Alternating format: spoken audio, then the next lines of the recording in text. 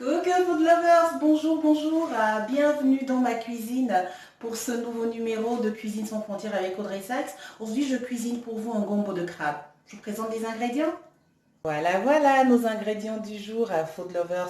On a donc notre gombo, on a ici 800 g de gombo, on a 250 g d'écrevisses, on a un oignon moyen qui est divisé ici en deux, on a un tiers de poireau, on a 3 cubes, 4 tomates moyennes, on a également donc 5 pièces de l'ail et puis on a 1 kg de crabe. Alors notre kilo de crabe, après l'avoir lavé, bien lavé donc à l'eau claire, je l'ai ensuite cubé. J'ai cubé le kilo de cube avec 2 cubes. Après quoi j'ai haché très finement le quart d'un petit oignon. Et j'ai fait cuire le tout ensemble sans rajouter d'eau pour permettre à notre crabe d'être prêt pour la suite de la cuisson du gombo. Alors la prochaine étape va consister à hacher finement donc notre gombo. D'une part, on va également hacher les oignons, les poireaux, la tomate, l'ail. Et ce sera parti. Coucou food lovers, alors c'est parti. Dans une casserole, j'ai versé l'équivalent de 20 centilitres d'huile. Là, on a de l'huile de tournesol, vous pourriez avoir de l'huile d'arachide ou tout autre classique. Pas de l'huile rouge, à moins de bien la faire blanchir. Donc voilà. Donc dans cette huile préchauffée, on va rajouter tour à tour nos oignons. Ensuite, notre poireau. On rajoute l'ail.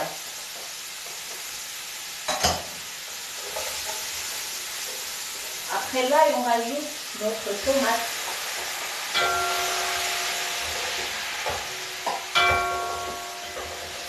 À ce mélange de tomates, oignons et poireaux, on rajoute bien sûr nos 3 cubes. Vous vous souvenez, les 3 cubes dédiés à notre gombo de crabe. Donc on rajoute les 3 cubes. Voilà. Très bien. On va monter la flamme. Voilà. On va accélérer. On va monter la flamme. Voilà. Alors, je vous montre au plus près ce qui se passe. Dans notre marmite. Donc là, on a nos oignons, nos poireaux et notre tomate. On a désormais monté la flamme. On est en train de faire cuire le tout ensemble à l'intérieur de nos 20 centilitres d'huile. Voilà. Pendant que notre tomate est en train de cuire, le reste des ingrédients attend patiemment que ce soit leur tour. Donc voilà. On garde la marmite ouverte. De temps en temps, on remue et on laisse le tout cuire ensemble. Voilà. Alors que l'aspect général de notre tomate est effectivement en train de se modifier, il est temps pour nous, vous voyez un peu comment est devenu notre ensemble tout à l'heure, il est temps pour nous d'ajouter nos écrevisses. Voilà, vous savez, les 250 grammes, c'est parti. Voilà. Ok. Voilà.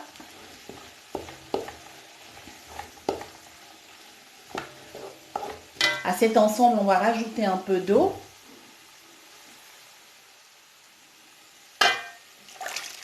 Voilà.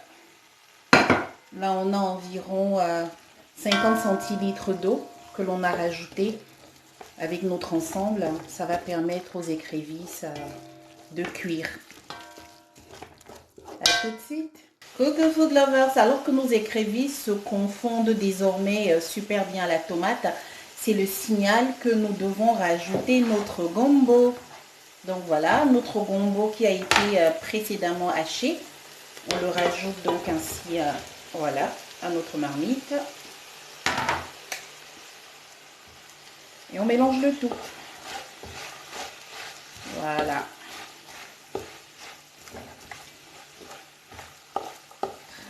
bien. On mélange le tout ensemble.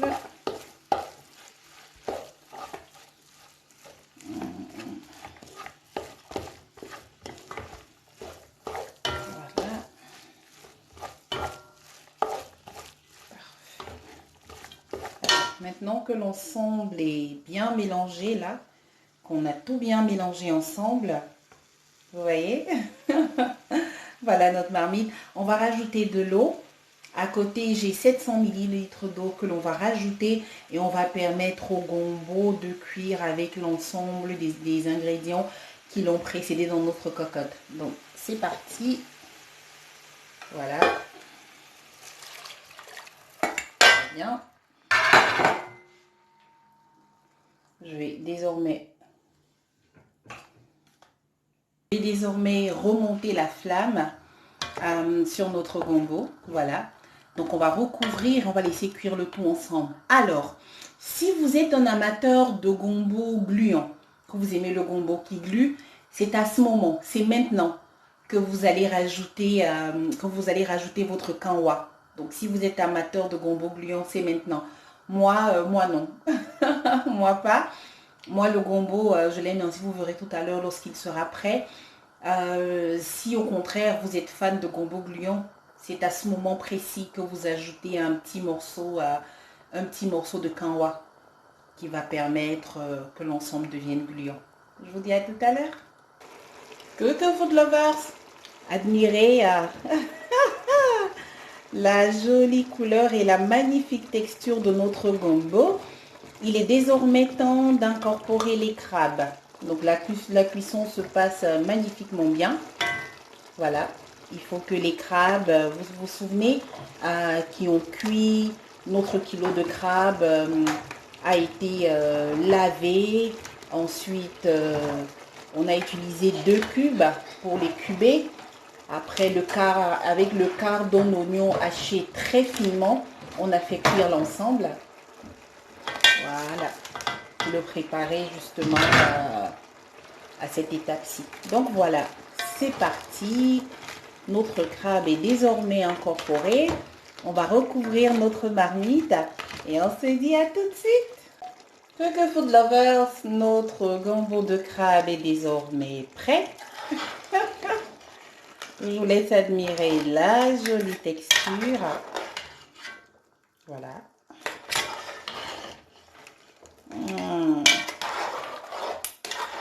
Ça sent super bon.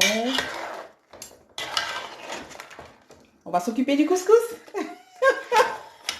Je vous dis à tout de suite.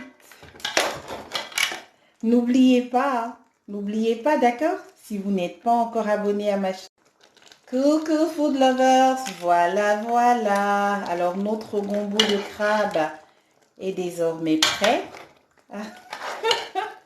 Je me rapproche au plus près pour vous laisser admirer et apprécier la couleur de notre gombo. Ils sont super bons, il est goûteux. On va se régaler, voilà. Il n'y a plus qu'à. Je m'occupe tout de suite de notre couscous de manioc. Ensuite, on va pouvoir dresser tout ça et passer à table.